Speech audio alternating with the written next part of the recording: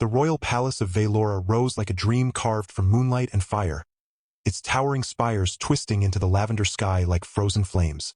Built upon a plateau that floated above the molten rivers of the planet Zintra, it shimmered with bioluminescent veins pulsing beneath its pearlescent stone.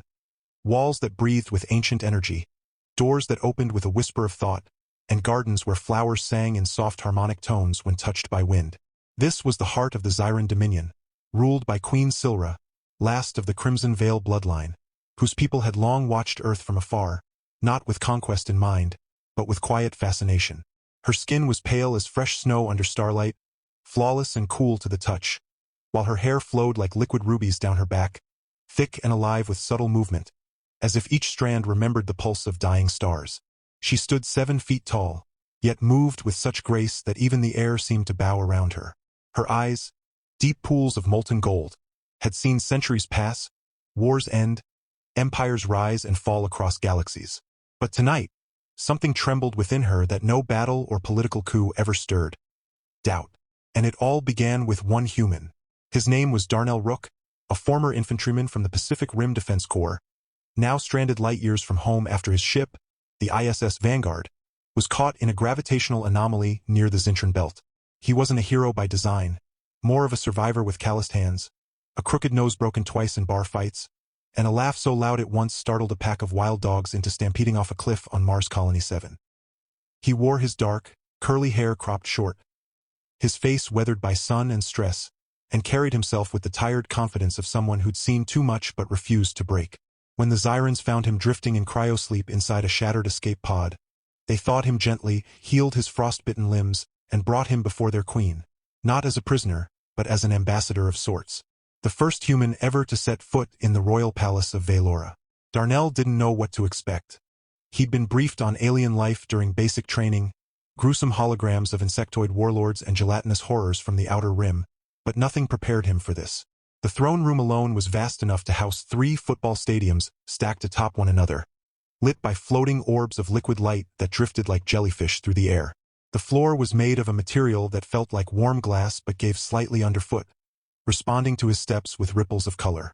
And there she was, Queen Silra, seated upon a throne grown from crystallized song, her presence both terrifying and breathtaking.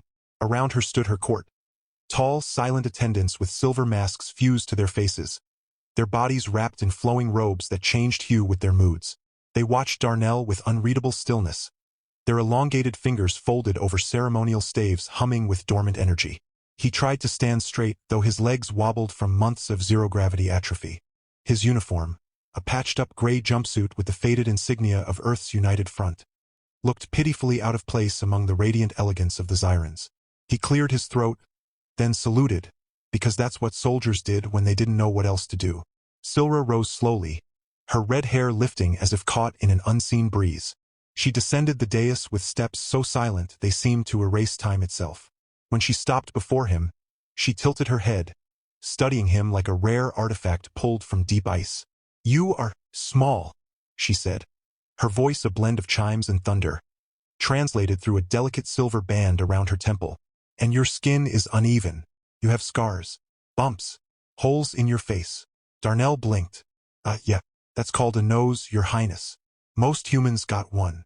She reached out, her long fingers hovering just above his cheek. Her touch was cool, almost electric.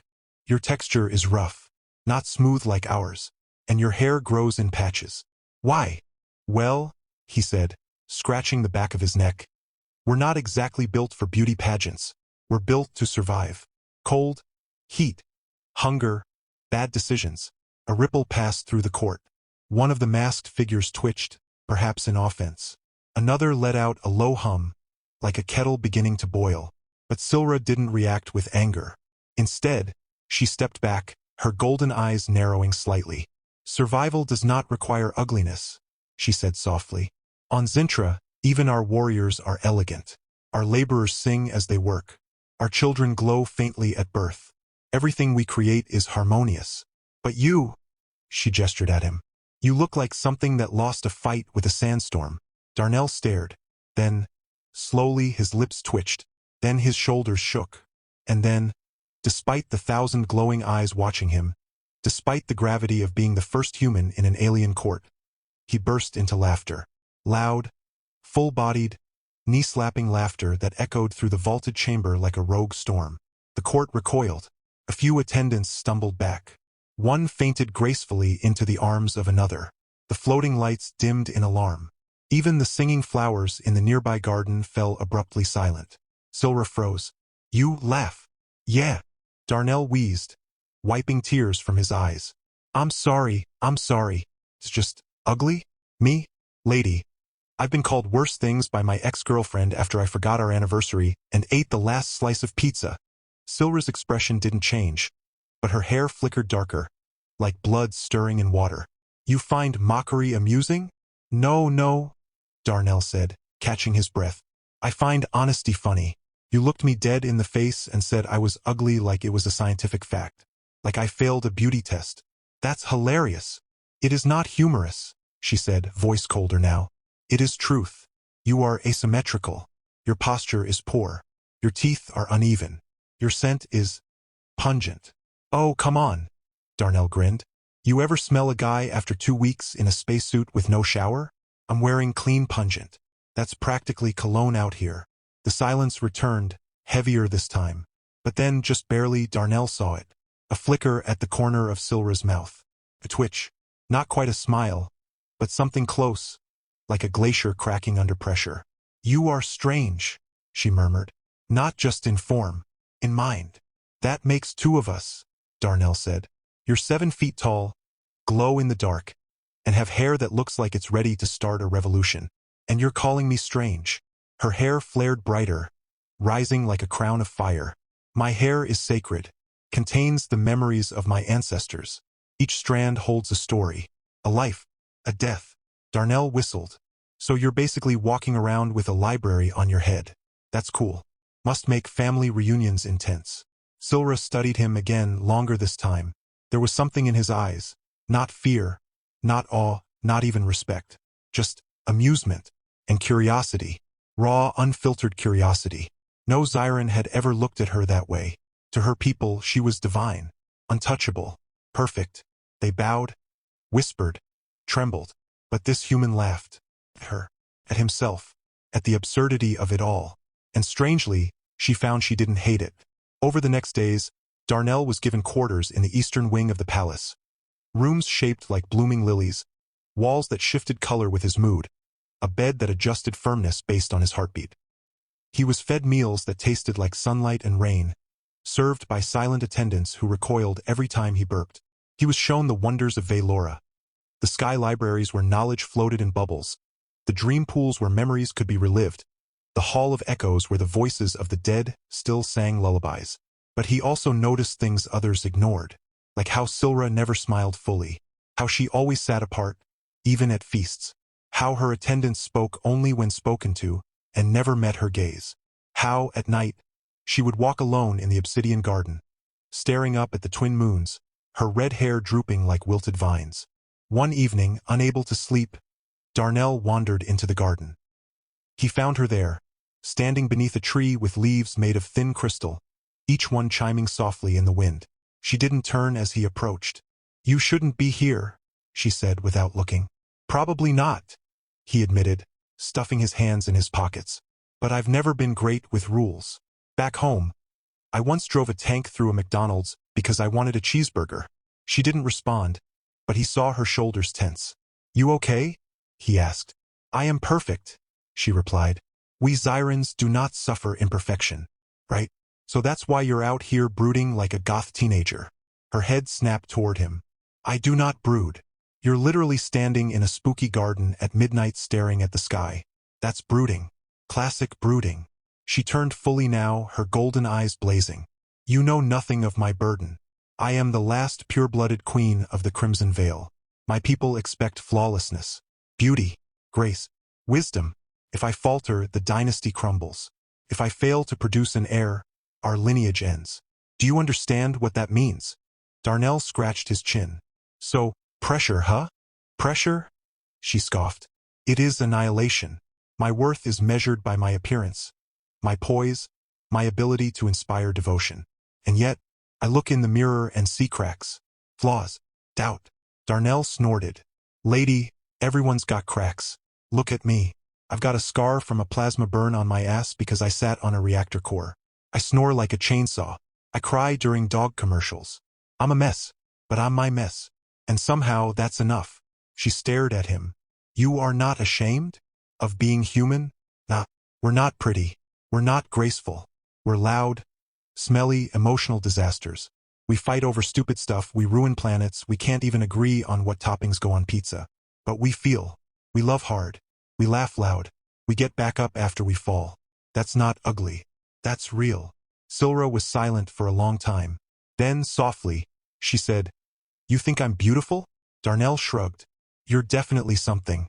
You look like a goddess painted by someone who really liked red. But beauty? I don't know. I mean, you're tall. Kinda intimidating. Your eyes freak me out a little. But you've got presence. Like when you walk into a room, the air changes. That's not just looks. That's power. And yeah, maybe that's beautiful in its own way. She looked away. On Zintra, beauty is everything. Without it, one is nothing. Then your whole planet's missing the point, Darnell said. Beauty isn't about symmetry or smooth skin or hair that remembers your great-great-grandpa's birthday. It's about what's underneath. Like you saved me, fed me, gave me a place to stay. That's beautiful. Even if you looked like a garbage can, that'd still be beautiful. She turned sharply. Do I look like a garbage can? No, not at all. I'm saying actions matter more than looks. You could be the most gorgeous creature in the universe. But if you're cruel, you're ugly. And you could look like a melted candle. But if you're kind, you're stunning. Silra exhaled. A long, slow breath that made her hair flutter like embers in a breeze. No one has ever spoken to me this way. Yeah, well, most people probably kiss your feet and call you perfect. That gets boring. Someone's got to tell you when your hair's messy. It is never messy, she said. But there was a hint of humor in her voice. Sure it isn't, Darnell grinned. Anyway, I'm gonna go find the kitchen. Heard they've got these little glowing cupcakes that taste like happiness. As he walked away, Silra watched him, her heart beating in a rhythm unfamiliar to her. For the first time in centuries, she didn't feel like a statue on a pedestal. She felt seen. But peace on Zintra was fragile. 3 nights later, the alarm screamed. Not sounds, sirens didn't use crude noise, but pulses of violet light that flooded the palace, vibrating through the bones of every living thing.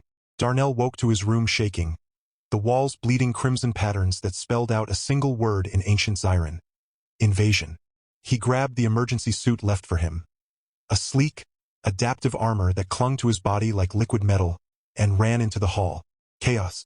Attendants sprinted in silence, their masks glowing red. Gravity fluctuated in waves, sending furniture floating. From the observation deck he saw them, ships, hundreds of them, black, jagged, shaped like broken teeth, descending from the upper atmosphere. The Zarks, the sworn enemies of the Zyrans, a race of cybernetic devourers who stripped planets bare and wore the bones of their victims as armor. And leading them was a figure clad in obsidian plate, floating above the battlefield on wings of crackling energy. Lord Krax, the Hollow King, Silra's cousin, banished decades ago for attempting to drain the life force of the royal bloodline to extend his own decaying existence. Darnell found Silra on the war balcony, already armored in flowing white plating lined with ruby circuits.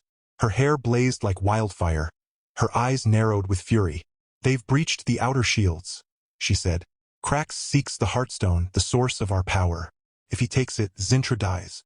Then we stop him, Darnell said, checking the plasma rifle handed to him by a trembling attendant. You are not a warrior, Silra snapped. You are a guest.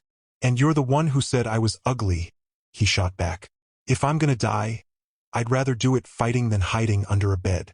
She looked at him, really looked, and for the first time she didn't see the awkward, laughing human. She saw courage. Raw, reckless, beautiful courage. Stay behind me, she ordered. Sure, Darnell said, grinning. Right after you. The battle erupted across the floating plateau. Zark soldiers, twisted amalgams of machine and flesh, swarmed the palace, tearing through walls with clawed limbs, firing beams of corrosive energy. Zyran defenders fought with elegant precision, their weapons singing as they cut through the invaders. But the Zarks were many, too many. Darnell fought like a man possessed. He wasn't trained for this, not really. But he'd survived urban warfare, asteroid skirmishes, and a mutiny aboard a lunar freighter. He moved with instinct, rolling behind pillars, blasting enemies with pinpoint shots, using the environment, activating gravity shifts, triggering sonic traps in the palace walls. Once, he kicked a Zark soldier into a pool of liquid light, which exploded into a burst of energy, vaporizing 3 more. Silra was a storm. Her staff crackled with ancestral energy, each strike unleashing waves of force that sent enemies flying. Her hair lashed like whips, delivering shocks that paralyzed. When Krax finally descended onto the central courtyard, riding a beast of bone and wire, she met him head-on. "You should have died quietly, cousin," she spat. "And you should have been perfect," Krax hissed, his voice a chorus of the dead. "But you falter. You hesitate. You waste time on this thing." He pointed at Darnell. Darnell raised his rifle. "Hey, Ugly," called Ugly. "What's new?" Krax roared and charged. The fight was brutal. Silra and Krax clashed like titans, their powers shaking the very foundation of the plateau. Darnell tried to help, but every time he got close, a blast knocked him back. He watched as Silra grew weaker, her movements slowing, her hair dimming. Krax had tapped into forbidden tech, siphoning her energy, draining the very essence of her bloodline. Then Darnell saw it. The Heartstone, floating above the palace spire, a pulsing orb of pure light, was cracking. Krax had planted devices around it, leeching its power. Without thinking, Darnell sprinted up the spiral ramp, dodging debris and energy blasts. He reached the spire just as the final device activated. He didn't know how to disable it, so he did the only thing he could. He shot it. The explosion threw him backward, tumbling through the air. He hit the edge of the platform, his armor smoking, vision blurred. Below, Silra cried out, whether in pain or rage he couldn't tell. Then silence. Smoke curled from the spire. The Heartstone flickered, but held. And Silra stood over Krax's fallen form, her staff plunged through his chest. The Hollow King gasped, his mechanical body sparking, before collapsing into ash. The Zarks retreated, their fleet breaking formation, vanishing into the storm clouds. Dawn broke over Zintra. Darnell lay on his back, staring at the pink sky, coughing. Note to self: don't shoot glowing alien artifacts. Footsteps approached. Silra knelt beside him, her armor cracked, her hair dull but still magnificent. "You could have died." "Yeah, well," he wheezed. "Would have sucked to go out being called ugly by a 7-foot space queen." She looked at him for a long moment. Then, slowly, she leaned down and pressed her forehead to his, a Zyran gesture of deepest respect, reserved for heroes of legend. "You are not ugly," she whispered. "You are extraordinary." Darnell grinned. "Took you long enough." And as the palace began to heal, as the singing flowers returned to their melodies and the floating lights danced once more, something shifted in the heart of the queen. Not just gratitude, not just admiration, something warmer, deeper. And somewhere, deep in the ruins of Krax's ship, a single black seed pulsed with dark energy, waiting. The days that followed the battle were quiet, wrapped in the hush of recovery and renewal. The floating plateau of Valora still bore scars, cracked spires, scorched gardens, and silent halls where attendants once walked, but life returned like a slow tide. The bioluminescent veins in the palace walls pulsed stronger each dawn, as if the very stone remembered how to breathe. Darnell, though battered and bruised, refused to stay in bed. He wandered the healing corridors, helping where he could, patching broken energy conduits with jury-rigged earth tech, teaching Zyran children how to play rock, paper, scissors, which they found deeply illogical but hilarious when he lost to a 6-year-old on purpose. Silra watched him often from afar. She had always been observed, her every move studied, her image replicated in statues, her voice recorded for future generations. But she had never truly watched another being like this. Not just their form, but their rhythm. The way Darnell scratched his head when thinking. The way he hummed off-key tunes while fixing things. The way he'd pause mid-step to stare at a flower, then smile like he'd discovered a secret. One morning, she found him in the obsidian garden, sitting cross-legged on the black stone, attempting to braid one of the crystal leaves into a crown, kept shattering in his hands. "You are destroying sacred flora," she said, stepping lightly beside him. "Trying to make you a present," he grumbled, holding up a pile of glittering shards. "Figured after saving your planet and all, I should get points for effort." Silra sat beside him, something no queen had done in centuries. Not casually, not without ceremony. She took the broken pieces from his palm and closed her fingers around them. A soft golden light seeped through her skin. When she opened her hand again, the leaf was whole, woven now into a delicate circlet threaded with threads of living flame. "For you," she said, placing it gently on his head. Darnell blinked. "I look ridiculous." "You look crowned," she corrected, a rare smile tugging at her lips. They sat in silence for a while, listening to the wind sing through the trees. Then, softly, Silra asked, "Why did you risk yourself?" "You are not of this world. You owe us nothing." Darnell leaned back on his elbows. "Back home, there's this old story about a guy who stood in front of a charging bull to save a kid. When people asked why, he said, 'Because no one else would.' That's how I felt. You were fighting alone. And yeah, you're scary powerful, but even gods get tired. Someone had to have your back." She looked down at her hands. "I have ruled for 312 years. In all that time, no one has ever stood with me. Only behind me, or before me, never beside." "Well," Darnell said, nudging her shoulder with his, "get used to it. I'm not going anywhere. Not until you teach me how to fly one of those sky chariots." Silra laughed. A real laugh, bright and sudden, like bells struck by sunlight. The sound startled a flock of winged lizards from the canopy, sending them spiraling into the sky. Even the garden seemed to glow brighter. From that day on, their bond deepened like roots beneath stone. Slow, steady, unbreakable. Darnell began training with the Royal Guard, not as a warrior but as an advisor. His human perspective, chaotic, unpredictable, wildly creative, proved invaluable. Where Zyrans relied on flawless strategy and psychic coordination, Darnell introduced ambush tactics, misdirection, psychological warfare. He taught them how to use humor to break tension, how to feign weakness to lure enemies in, how to fight dirty when necessary. "You encourage dishonor," Commander Valus, the stoic head of the guard, complained after Darnell demonstrated a chokehold using only a scarf and a stern glare. "Nope," Darnell said, adjusting his collar. "I encourage winning. Honor's great for statues. Survival's what keeps you breathing." Silra allowed it. More than allowed, it fascinated her. She started joining Darnell in the training yard, not to fight, but to listen, to learn, to understand the mind of a species that thrived not on perfection, but on resilience. And in return, she began showing him the deeper truths of her world. She took him to the memory caves beneath the palace, where ancestral spirits whispered in the walls. With a touch, she let him experience fragments of Zyran history, the rise of the Dominion, the Great Silence when their sun dimmed for 50 years, the love story of her parents, who had sung to each other across galaxies before dying in a solar storm. Darnell wept at the beauty of it. In turn, he told her stories of Earth, of oceans that stretched forever, of cities lit like constellations at night, of music made from pain and joy, of birthdays, of dogs, of snowball fights and bad karaoke. Silra listened as if each word were a star placed in her sky. One evening, as they stood on the highest balcony, watching Zintra's twin moons rise, she asked, "Do you miss your world?" Darnell was quiet for a long time. "Yeah, every day.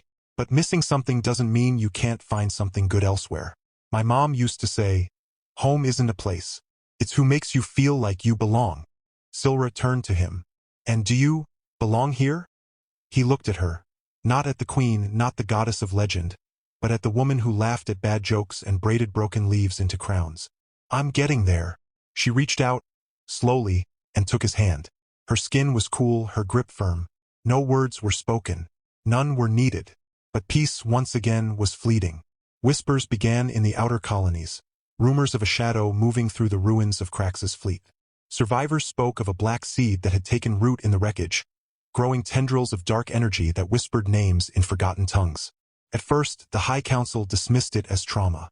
But then entire outposts vanished overnight, not destroyed, absorbed, their people gone. Their structures fused into grotesque sculptures of bone and metal. And then the dreams came. Silra began waking in terror, drenched in sweat, her hair writhing like panicked serpents.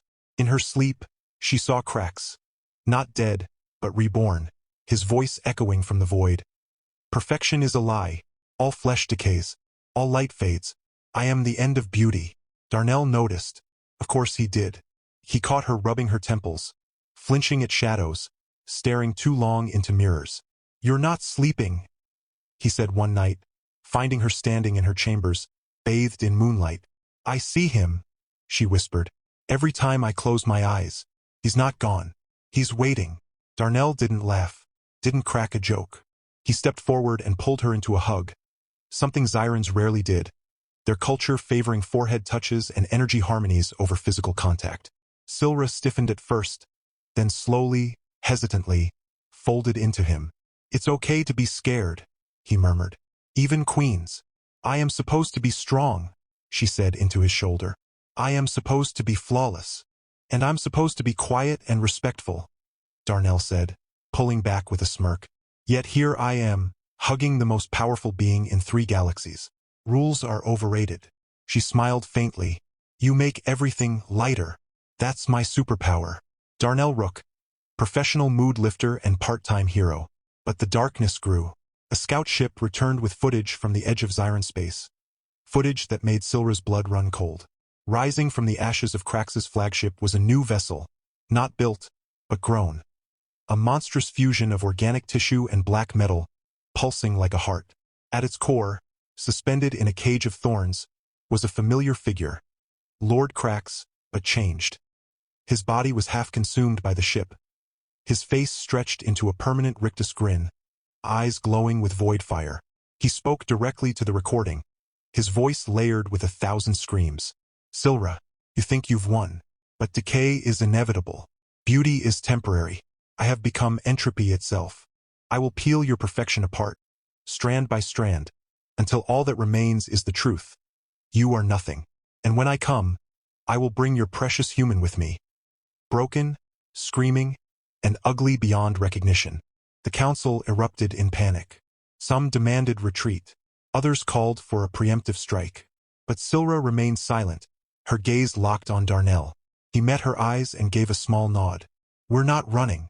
We may not survive," she said. "Then we go down swinging. Like always." That night, they stood together on the war spire, overlooking the mobilizing fleet. Zyran ships, elegant, silver, shaped like gliding birds, rose into formation. Soldiers chanted ancestral hymns, their voices weaving a protective resonance through the air. Darnell wore modified armor now, white with red trim, a symbol of alliance. At his side hung a weapon forged from both earth steel and Zyran crystal. The Stormcleaver, a blade that hummed with stored lightning. Silra turned to him. "If we die, we'll annoy the afterlife," Darnell said. "Probably start a bar. Serve terrible drinks. Tell tall tales. Hey, remember that time we fought a space zombie?" She laughed, but her eyes glistened. "Darnell, whatever happens, thank you. For seeing me. For staying." He reached up, gently brushing a strand of her fiery hair from her face. "You're welcome, your ugliness." She shoved him lightly, and for the first time the gesture wasn't royal. It was affectionate. The fleet launched at dawn. The battle that followed was unlike any in galactic memory. Krax's ship, now called the Maw of Decay, moved like a living nightmare, twisting through space, devouring smaller vessels, spitting out twisted drones made from the remains of the fallen. It attacked not just with weapons, but with corruption.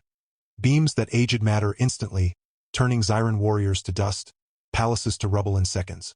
Darnell and Silra led the charge aboard the Luminar, the flagship of the Royal Fleet. As they closed in, Darnell piloted a daring maneuver, using a gravity slingshot to ram the Maw's weakest point, a pulsing vent near its core. The impact cracked the hull, buying time. Then came the boarding. Silra went first, blazing through the enemy ship like a comet, her staff cutting through corrupted soldiers, her voice unleashing sonic waves that shattered bone and circuitry alike.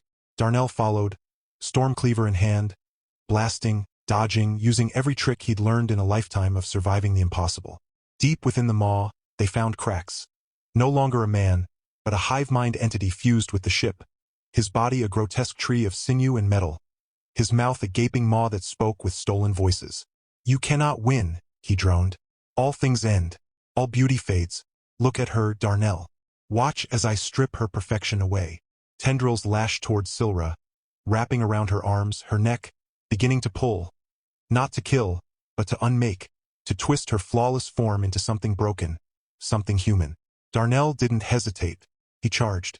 Not with the blade, with his body. He threw himself between Silra and the tendrils, taking the full force of the corruption.